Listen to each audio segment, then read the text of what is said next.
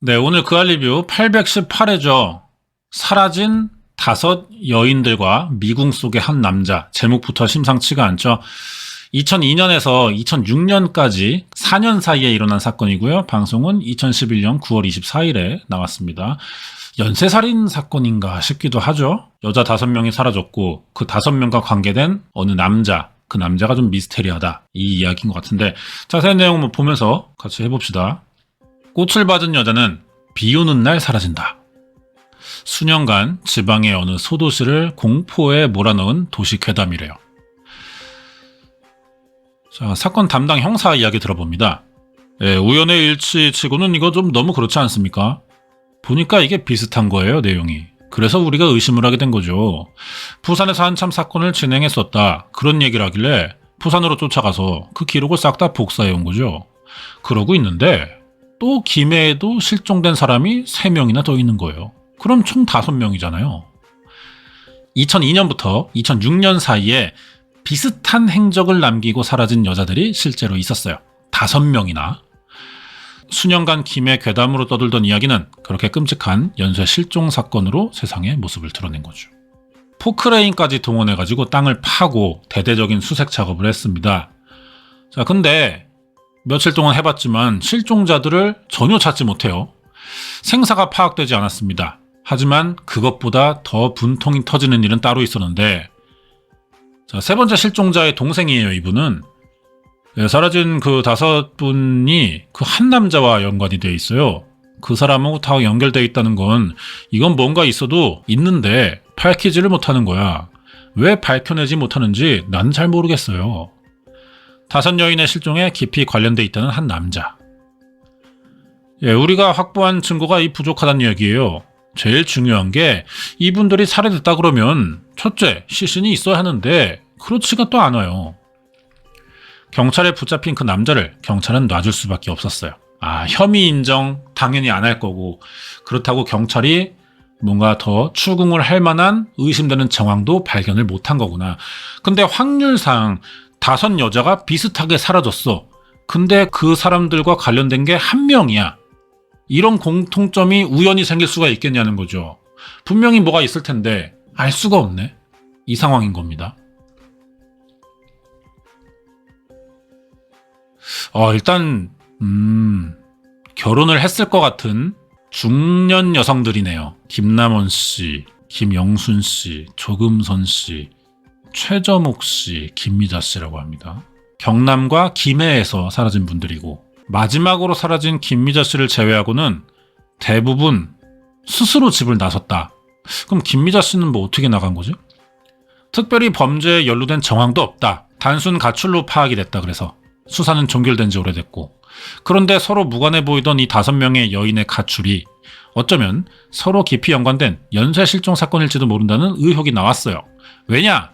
이 여자들이 사라질 때마다 한 남자가 계속 등장을 하고 있다는 겁니다. 일을 마친 김 씨가 집으로 나선 건 토요일 오후인데요. 부업을 하고 있었나 봐요. 중요한 투자를 앞두고 있었다. 4천만 원이라는 거금을 현찰로 지니고 있었다. 집을 나간 지 1시간 정도 지나서 큰 돈을 가지고 있는데도 은행에 들려서 200만 원을 또 꺼냈어요. 이게 그때 CCTV구나. 이 뒤로 사라졌다는 건가? 뭔가 걱정이 있다, 초조하다, 불안하다 이런 건 안 보입니다, 일단. 근데 이게 마지막이고 집으로 돌아오지 않았다.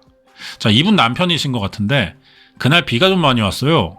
앞이 안 보일 정도로 많이 왔어요. 천둥번개 치고 이랬는데 집에 전화하니까 애들이 봤더니 엄마가 안 들어왔다 그러는 거예요.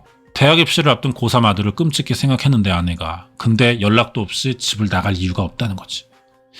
거액의 현금을 들고 있었기 때문에 누군가를 만날 계획은 아니었을까 이런 생각이 들고요. 자기 친구한테 덤프차를 사서 임대업을 하면 한 달에 일정한 금액이 약 250만 원 가까이 받아갈 수 있는 여건이 된다. 덤프차 하나 사야겠다. 돈이 좀 모자라니까 500 좀 빌려달라. 금요일에 입금을 했다던가. 근데 토요일에 없어졌으니까 이게 정황들이 수상하죠. 아내가 실종 직전에 덤프트럭 사업을 준비했어요. 그래서 직장 동료에게 돈을 빌립니다. 사업을 제안했던 사람은 평소 남편과도 친분이 있던 남자라고. 월요일인가 화요일인가 내가 그 사람하고 통화를 했어. 그 남자, 의심되는 남자. 혹시 보험하러 안 왔었냐고? 못 봤대요. 최근에 만난 일이 없다고 하더라고요, 아내하고. 박동식이라는 사람인데요. 사라진 김 씨의 고객입니다. 10년 넘게 친구로 지낸 남자기도 하고, 그날 김 씨를 만나지 못했다는 진술만 남기고 이 남자는 조사를 받긴 받았네요. 근데 금방 풀려났습니다. 특이한 의심될 그럴 점이 없다 이거죠. 실종 4일째 수사에서 중요한 부분이 나왔는데 뭔가 발견했나 봐요. 김 씨 차가 나왔습니다. 발견 당시에 차 번호판 앞뒤 다 떼어져 있었다. 이거네. 사진 자료가 많아서 좋네요. 현장 사진이. 앞뒤 좌석에서는 혈흔도 나왔습니다. 그리고 뭔가 정체모를 장갑도 나왔고요. 혈흔이 나왔다는 거, 이 혈흔이 누구 거냐 이것도 중요할 텐데 피해자 거일 가능성이 좀 뒤에 더 봐야 알겠지만 조수석 시트에서 핏자국이 나왔다. 그리고 나서 경찰에게 믿을 수 없는 제보가 왔다. 김 씨의 실종이 자신의 딸이 사라진 정황과 이상할 정도로 비슷하다. 딸이 사라진 건 김미자 씨가 사라지기 9개월 전인데 이분이 이제 그 딸이 4번째 실종자가 되나봐요. 최저목 씨구나 이름이. 아들 둘을 끔찍이 생각하고 애가 밟혀서 안 들어올 애는 아닌데 갑상선이 있어서 약을 안 먹고는 안 되는데 군데군데 다니면서 조사해봐도 약을 타다 먹은 데도 없고 이 보험에서도 아무 데서는 약을 타다 먹은 데가 없다고 하더라고요. 애가 둘이네요. 10살, 12살. 보험 설계사로 일했네 이분도. 어떻게 알게 됐는지 김미자가 보험회사를 데리고 간 거야. 어떻게 알게 됐는지 난 그것도 몰라요. 둘이 밥 먹으러 왔더라고 친구라고. 그러니까 5번째 실종자잖아 김미자 씨가. 이분의 소개로 보험 일을 시작했어요. 4번째 피해자가. 근데 사라진 딸이 남긴 흔적까지 김 씨가 갔습니다. 그럼 이 의심되는 그 남자 보험회사에서 일하는 여자들을 노렸다. 잠깐만. 제가 범죄사건 소개할 때 이분 사진을 한번 쓴 적이 있던 것 같거든요. 이 사건. 이분이 보험회사일 거예요. 그러니까 그때 아마 그런 얘기 했을 텐데 보험회사 영업하는 분들이 자기 이름, 전화번호 써있는 명함을 여기저기에 워낙 뿌리잖아. 그래서 이게 범죄에 노출될 가능성이 높다 이런 얘기를 했던 기억이 나. 근데 그 사건 그런 걸 말할 때 이 사진을 썼던 기억이 나. 이분. 했던 사건인가 이게? 일단 계속 봅시다. 밀양인가 저 다른데 어디에서 차가 발견이 된 거예요. 그 차 거기서 1년이 넘어도 거기다 끌어다 놔도 아무도 여기 와 차 끌어다 놨네 이 소리를 안 하더래요. 김 씨와 마찬가지로 타고 나갔던 승용차만 발견됐어요. 이상한 점 또 있습니다. 돈을 한 3,800인가 가져갔어요. 인출해 갔나요 부인이? 네. 실종 직전에 거액이 현찰을 마련해서 나왔다. 똑같은 행적을 남기고 2명의 보험 설계사가 사라졌는데 심지어 이 2명의 보험 설계사가 관련이 있어. 아는 사이야. 여기에 이수정 교수 우연이라고 볼 수 없다. 이 같은 사건이 연달아 일어난 한 지역에서 연달아 일어나는 게 일반적이지 않고요. 우연이라고 보기에는 불가능하다. 자, 이게 전부가 아닙니다. 이 연쇄 실종 의혹에 못을 박은 건 한 남자인데 실종된 여자들 입에서 공통적으로 나온 이름 박동식이란 사람이 있어요. 보험 설계사 김미자 씨가 실종되던 날 그녀와 만날 약속이 돼 있던 덤프트럭 기사인데 그래서 경찰이 이 사람 이거 수상하다. 이 사람 잡아서 물어보고 조사하면은 뭔가 나올 것 같다. 그래서 만났죠. 근데 이 남자는 김 씨를 만나지 못했대요. 사실이냐? 아닌 것 같습니다. 이들을 본 사람이 있습니다. 자, 화질이 좋든 좋지 않든 제게 있어서 천만다행이었죠. 저거 없었으면 진짜로 어떻게 됐을지 모르죠. CCTV인가 보다. 김미자 씨가 그날 차를 몰고 이 도로를 건넜는데 다리를 혼자가 아니었다고 합니다. 처음에 이제 두 사람이 차 구입하러 갈 때 뒷모습, 이 차를 구입한다는 건 덤프트럭 같고요. 이 한쪽 면밖에 안 보이거든요. 뒷모습 보이고요. 그 다음에 이제 그날 12시 18분 통과하는 거 혼자 운전해서 가는 게 한번 찍혔고요. 은행에서 돈을 인출한 후 차를 몰고 어디론가 출발할 때만 해도 승용차에는 김 씨와 누군가가 함께 타고 있었어요. 이 시각이 저녁 7시 반입니다. 그런데요. 그로부터 5시간 후 돌아오는 길에는 차에 한 사람만 타고 있었어요. 그것도 차 주인인 김 씨가 아니야. 김 씨와 같이 갔다가 혼자 박동식이 운전해서 돌아왔다는 거지. 근데 이 박동식이는 김 씨를 만난 적이 없대. 거짓말이잖아요. 그리고 실종 4일째에 사라집니다. 경찰을 만난 뒤로. 존나 수상하죠, 동식이. 지명수배 됐네. 44살이었어요. 공개수배 시작됐고 경남 곳곳에 뭐 이런 사람들이 주로 가는 곳이 여인숙, 뭐 낚시터, 찜질방 이런 데래. 그리고 제주도에서도 제보가 와가지고 가봤지만 뭐 아니었는지 찾을 수 없었고요. 이 남자와 관련돼서 참고인 조사 받은 사람만 300명 정도 됩니다. 근데 이 사람들 통해서도 아무 정보가 안 나와. 6개월간 이 수사를 하던 중에 울산에서 또 제보가 들어와요. 신고자가 이 버스 기사분 맞네. 이분이 거기에 회를 가끔 주문해가지고 이렇게 가는 분이거든요. 근데 비슷해요. 뭐 모자도 쓰고 안경도 썼지만 비슷해 보입니다. 단골 손님의 제보가 결정적이었대요. 박 씨가 변장한 채 포장마차를 운영하고 있었다. 제가 한 사건인가 봐요, 이거. 보험 설계사 실종 166일 만에 극적으로 검거가 됐어요. 반년간의 추격을 해서 형사와 드디어 만납니다. 이제 진실 게임이 시작되는 거죠.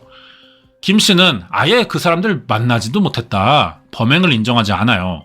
이때만 해도 이렇게 말은 하지만 범행이 사실이었다는 게 드러날 건 이제 뻔하다. 시간 문제다. 이렇게 경찰들은 보고 있었나 봐요. 왜냐면은 이 남자가 도주했던 6개월 사이에 경찰이 수사를 했지. 이 남자만 찾은 건 아니지.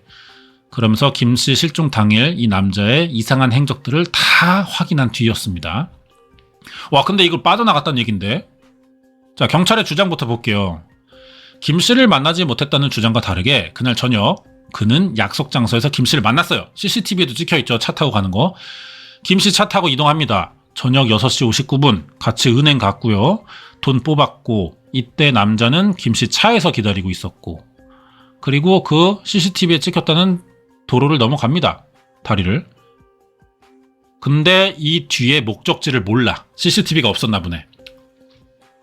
하지만 적어도 같이 차 타고 다리 건넜고 그 뒤에 김 씨에게 무슨 일이 났으니까 이 동식이가 혼자 그 차를 끌고 내려왔겠지. 남자 혼자 산을 내려오던 그 시각 김 씨의 휴대전화기는 강제로 분리됩니다. 배터리를 뺐다는 얘기 같아요. 이게 지금은 스마트폰이라서 좀 다른 걸로 알고 있는데 그 당시에는 배터리를 끼는 핸드폰들이잖아요. 투지폰. 이게 핸드폰 전원을 눌러서 끄는 거랑 배터리를 빼는 게 기지국에서 신호가 다르게 잡힌다고 하더라고. 그 마지막 신호가. 그렇다고 하대요. 그러니까 이거는 지금 강제로 분리됐다는 거는 배터리를 뺐다. 이렇게 이해하시면 될 것 같고. 혼자 김 씨 차를 몰고 돌아온 남자는 김 씨를 만났던 장소에 차를 세우고 집에 돌아갔어요. 번호판은 뭐지 그럼? 그날 밤 김 씨는 그리고 집에 돌아오지 않습니다. 이튿날 일요일 그가 다니는 회사는 휴일이었지만 그는 어딘가에 일감을 부탁해서 덤프트럭을 운전했어요. 동식이가. 일을 마친 시간이 저녁 7시 반. 자, 김 씨의 차를 세워둔 자리로 돌아옵니다. 그래서 공구로 이때 승용차 번호판 제거했고 본네트에 차대 번호까지 알아볼 수 없게 훼손했다. 이게 저는 뭐 차가 없어서 잘 모르지만 어디서 얼핏 본 것 같은데 본네트 열고 어디 부품을 보면은 차 번호가 각인이 돼 있다고 하더라고. 그거를 이제 지웠다는 얘기 같아요. 아닌가? 이건 뭐 이종일을 말하는 건가? 이거를 이제 뜯었다. 여기서 이미 이 사람의 행위 자체가 김 씨의 실종을 최대한 늦추고 때에 따라서 영구적으로 아예 그냥 드러나지 않게 할 생각도 있었다고 봐야 되잖아요. 그러면은 김 씨 실종에 동식이는 꽤 많은 관여를 했다. 실종이 드러나는 순간 자기도 위협을 받을 것이다라는 걸 알고 있는 거잖아, 이 행위 자체가. 그러면은 이게 빠져나갈 수가 있나, 이 상태에서도? 훼손된 차를 농로에 버리고 남자는 차 안에 있던 김 씨의 보험 관련 서류 물건을 다 태웠어요. 흔적을 지우고 있잖아. 그리고 인근에서 택시 타고 자기 차를 세우던 곳으로 이동합니다. 오랜만에 장거리 손님을 태웠어요. 이 택시기사가. 그래서 기억하고 있습니다. 30분 정도 택시를 탔어요.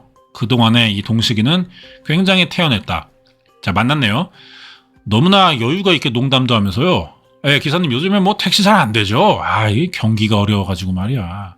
택시기사분들은요 또 앉아서 운전하는 시간이 길다 보니까 일주일에 한 번씩 우리가 또 이 나이쯤 되면 또 운동 필수 아닙니까? 이지랄 같은 거 했다는 거지. 운전기사한테.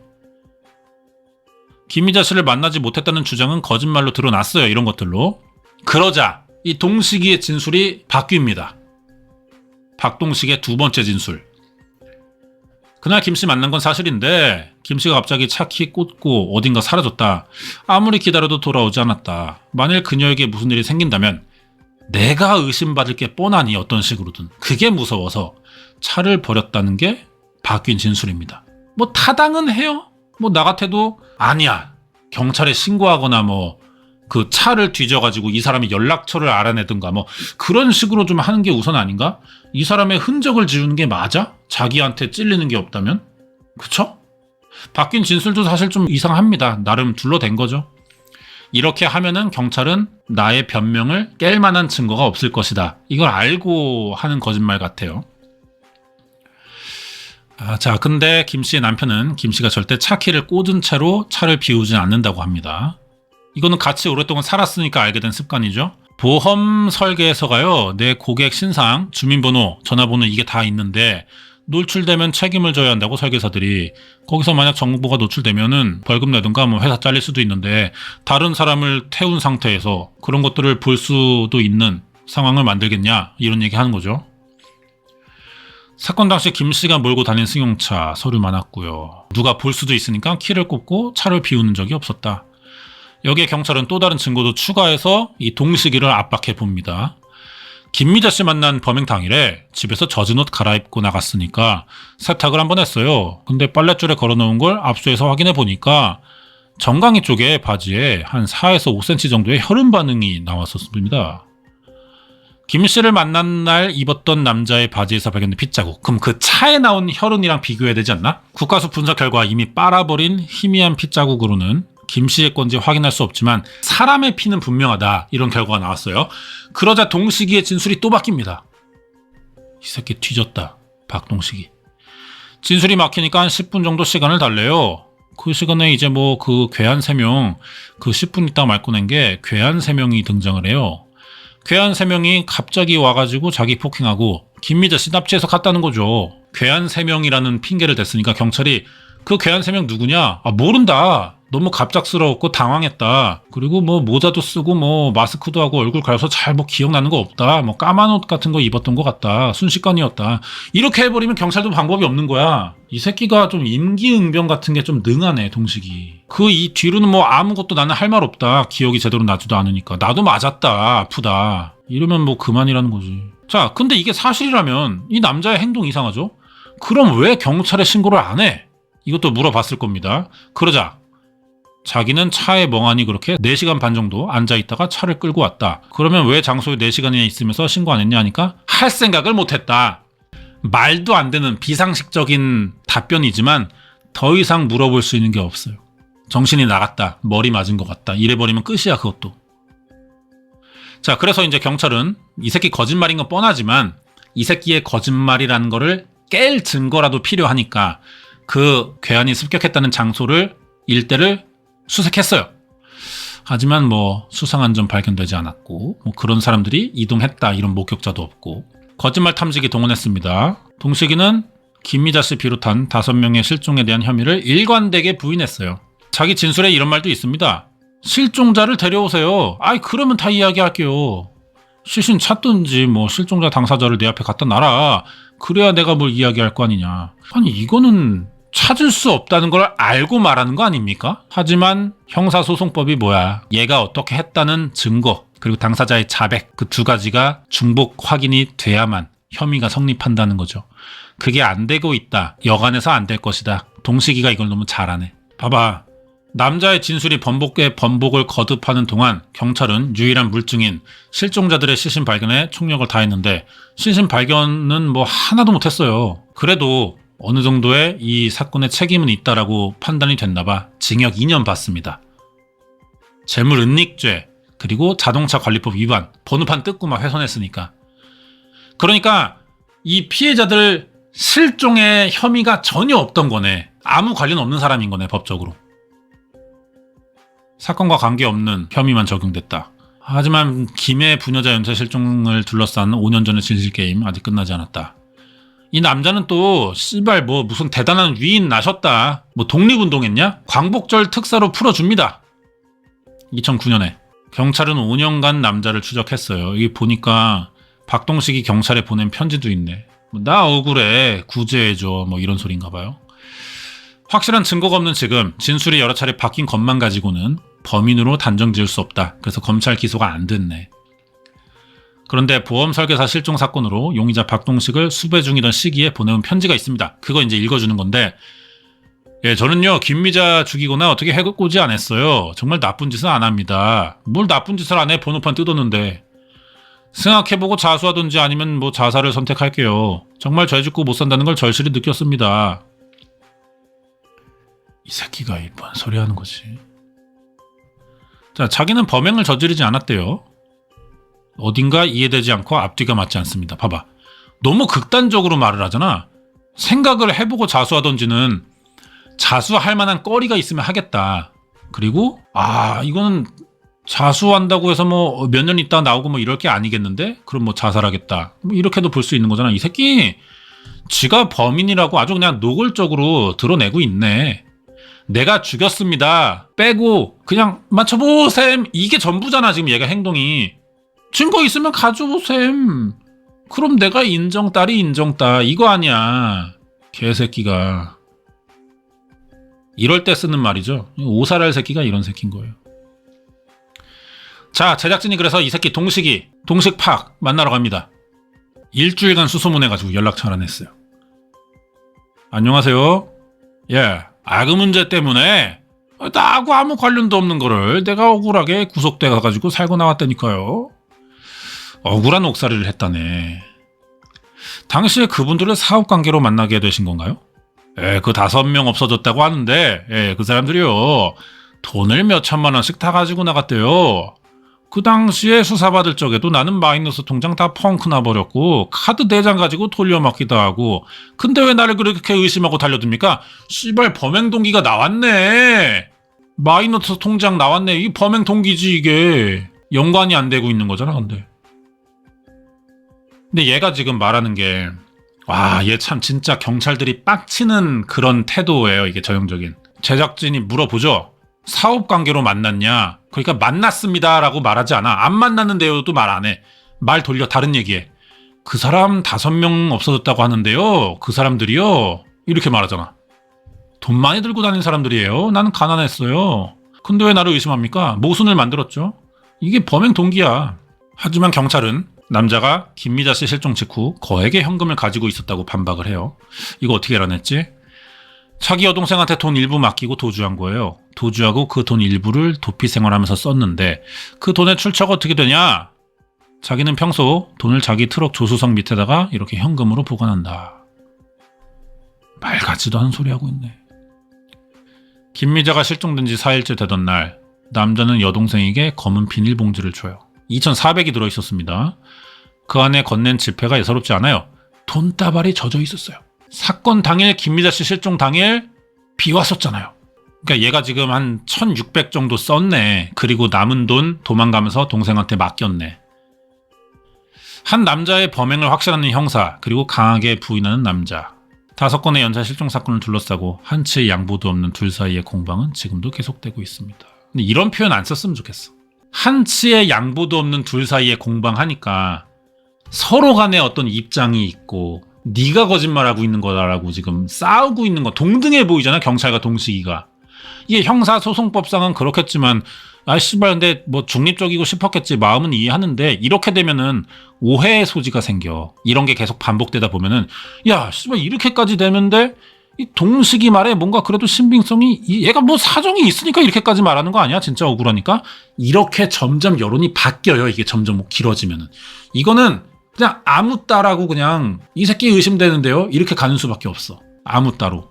자, 동식이 인터뷰 들어볼게요. 전화 인터뷰고 뭐 카메라에 나오진 않았던 것 같은데 저도 참 기자님 이거 답답합니다. 이거 뭐 경찰서에서 나왔는데도 형사들 내내 그냥 들이닥치고 없는 거를 사람들이 꾸며내가지고 마음대로 그렇게 한다 이거예요 나한테. 조사를 제가 이게 한두 달 한 게 아닙니다. 한 1년 받았어요. 있는 그대로 나는 다 이야기하고 그랬으니까 언제든지 또 부르세요. 조사받을 거 있으면 내가 다 받아줍니다. 잘못이 있으면 날 잡아가라 이거예요. 근데 이런 말 자체가 자기는 잘못을 했다라는 말에 더 가깝지 않습니까? 보통 아무리 억울하면은 이렇게까지 말 안 해요. 이렇게 말 안 하고요. 전화 내용이 좀 짧죠. 뭐 할 말 있으면은 불러라 이렇게 말 안 합니다. 1년을 조사받았는데 정말 아니면은 진짜 존나 억울해요. 그래가지고 진짜 속사포로 쏟아내. 내가 그동안 당한 것들 억울한 것들 진짜 있는 그대로 털어놓고 털어놔도 모자라서 또 털어놔. 이렇게 짧게 얘기하지 않아. 할 말 있으면 불러. 이렇게 하지 않는다고. 근데 이건 뭐야? 나는 씨발 너희들이 못 찾아. 이거 같아요. 실종된 보험 설계사 김미자 씨 차를 감추고 달아난 남자, 그리고 수없이 진술을 번복하며 경찰을 애태웠던 동식 파크. 우리가 아는 박 씨와 과연 동일인물이 맞나 싶을 만큼 박 씨를 아는 사람들은 그가 반듯했다고 입을 모아 말합니다. 당연하지. 인간은 모두 사회적인 가면을 쓰고 있으니까. 의미 없는 소리예요. 의미 없는 소리. 뭐 우리 애 안 그래요. 그런 거 있잖아. 당연히 내 가까운 내가 범행을 저지르지 않을 만한 사람들에게는 당연히 관계 유지해야 되니까 당연히 잘하지. 심지어는 실종된 여성들의 주변에서조차 박 씨가 그런 범행을 저지를 일이 없다고 말합니다. 왜냐면 사기꾼이었으니까. 이거는 사기쳐서 유인한 다음에 돈 뺏고 죽인 걸로 봐야 되니까. 이 사건은 사실은 사기꾼이잖아. 얼마나 잘해줬겠어. 호감작하고. 내 건의 실종 사건에서 한 번도 용의선상에 오른 적이 없어요. 근데 이게 꼭 평판 때문만은 아닙니다. 제작진은 수사가 거의 이루어지지 않았던 네 건의 실종 사건을 추적하던 중 아주 중요한 증언을 하나 확보했어요. 자, 이 내용이 또 어떤가 한번 봐야겠죠. 4명의 실종자 가족 모두 한 남자로부터 전화를 받습니다. 전화를 받은 후 가족들마저도 여자가 스스로 집을 나갔다고 믿기도 해요. 심지어는 실종자 가족을 자처하며 경찰에 전화를 합니다. 누군가가 고의적으로 수사를 방해하고 있다는 증거예요, 이게. 그러니까 피해자 가족을 현혹시키고 있잖아, 누군가가 지금. 경찰 입장에서는 수사 방해인 거죠. 실종이 아닌 건가 싶은 정황을 자꾸 만들어내려고 하고 있어, 누가. 추적이 가능했던 몇몇 전화는 다 공중전화였습니다. 핸드폰으로 걸지 않았어요. 실종자들의 집에서 멀지 않은 거리에서 다 걸었다. 딱 한 번이지만 직접 사람이 나타난 적도 있다. 아기를 등에 업은 여자. 와. 얘가 박동식이랑 어떤 관계겠지. 우리 오기 친구라고 하면서 애를 얻고 여기 왔어요. 그래서 내가 뭐 먹으러 온 게 아니고요. 오기가 우리 동네 왔다 갔어요. 이래. 나는 그래서 우리 처목이 죽었습니다. 그러니까 이렇게 안 나타나고 그러지. 옷도 깨끗이 입고 이렇게 와서 걱정도 안 해도 돼요. 이런 말 하는 거예요. 딸이 살아있으니 걱정할 거 없다. 이러고 사라졌대. 여자의 정체는 뭐였을까? 4명의 실종 사건이 잇따라 등장해요. 이건 뭐야? 조력자겠죠? 박동식이가 뭐 가발 쓰고 왔겠어? 살아있다는 메시지를 전한 정체 불명의 남자와 아기를 업은 여자. 전하는 남자가 있고 찾아온 사람은 여자구나. 범인은 혼자가 아니었던 걸까? 오윤성 교수는 이렇게 봅니다. 제가 볼 때는 굉장히 진화된 범인이다. 다시 말해 소위 그러한 범죄의 노하우가 굉장히 많고요. 전화를 걸고 한 그런 것들은 수사의 혼선이라든가 메시지를 주려고 했겠죠. 그 메시지라고 하는 건 뭐냐? 자기가 당일 피해자를 살해하고 안매장시켜 놨는데도 불구하고 뭔가 이 사람은 살아서 지금 움직이고 있다. 일반적으로 유괴 납치 같은 경우는 다 사람을 죽여놓고 난 뒤에 전화를 하거든요. 어쩌면 범인은 우리가 알고 있는 것보다 훨씬 치밀한 시나리오를 갖고 있었는지도 모른다. 여기에 이제 박지성 교수님 나오십니다. 일반 사람들 사이에서 이 사람이 범죄자일 것이라는 인상을 풍기는 면이 거의 드러나지 않거든요. 굉장히 어떻게 보면 가면을 쓰고 자신을 굉장히 잘 감추고 있고요. 가장 위험하다고 생각되는 부분이 바로 알려진 사건 이외에 알려지지 않은 실종자 혹은 더 살인사건 이런 것들도 충분히 있을 수가 있고요. 혹은 앞으로 일어날 가능성이 계속 있다는 점에서 더 위험하다고 할 수 있는 거죠. 자, 범행은 끝나지 않았어요. 그치, 얘는 이 완전 범죄잖아. 아직까지는 완전 범죄를 저지르고 있기 때문에 돈 떨어지면은 여차하면 이 수법을 또 사용할 수도 있을 거야. 지금으로선 범인의 윤곽을 파악할 유일한 단서는 실종된 여성들의 시신뿐이다. 이 아파트 지역이 이제 김미자 씨 집, 그리고 채석단지에 들어가는 길인데 여기가 최정목 씨 집. 근처네 다들 한 길에 3사람이 걸쳐 있다. 이걸 어떻게 봐야 될까? 이 일대는 박동식이 자주 운전하던 코스였고 지리에 밝아. 그래서 이 주변 지역에서 활동하는 보험 설계사들을 찾자. 이렇게 시작을 한 건가? 자, 여기까지입니다. 사라진 5명은 어디에 있는 걸까? 5 사례가 다 나오진 않았는데 2 사건만으로도 충분한 것 같아요. 와, 이대로면 완전 범죄인데요? 그러면 5명을 연쇄살인해놓고도 지금 혐의를 안 받았다는 얘기잖아요. 이거 진짜 심각한 사건이죠. 이렇게 보면은. 죽었다고 봐야겠죠. 생활 반응도 안 나오잖아. 생활 반응이 나오면 찾았죠. 연쇄살인 사건이네. 물론 우리 동식이는 인정하지 않지만 이거 진짜 무서운 사건입니다. 제가 이 사건을 얘기하면서 아마 썸네일이 덤프트럭 사진이었던 것 같은데 보험 설계사들이 이제 그게 또 취약한 점이에요. 자기 이름, 번호 이게 노출된다. 광고지 이런 데다가 할 때도 번호 같은 거를 사실 회사 번호 같은 거 써야 되거든. 그래야 되는 건데 다 개인 번호로 영업한단 말이야 이런 분들이. 보험 설계사, 영업직 여자분들을 노리려면은 마음 먹으면은 얼마든지 좀 이런 식의 접근은 아직도 가능하다. 이렇게 생각이 듭니다. 네, 오늘 그할 리뷰 818회 사라진 5여인들과 미궁 속의 한 남자. 이 뭘 미궁이야 씨발 이 새끼 범인이지 씨발 짜증나게. 빨리 좀 해결됐으면 좋겠습니다. 네, 오늘 그할 리뷰 여기까지고요. 다음 주에 또 다른 사건 알아보도록 할게요. 오늘은 여기까지입니다.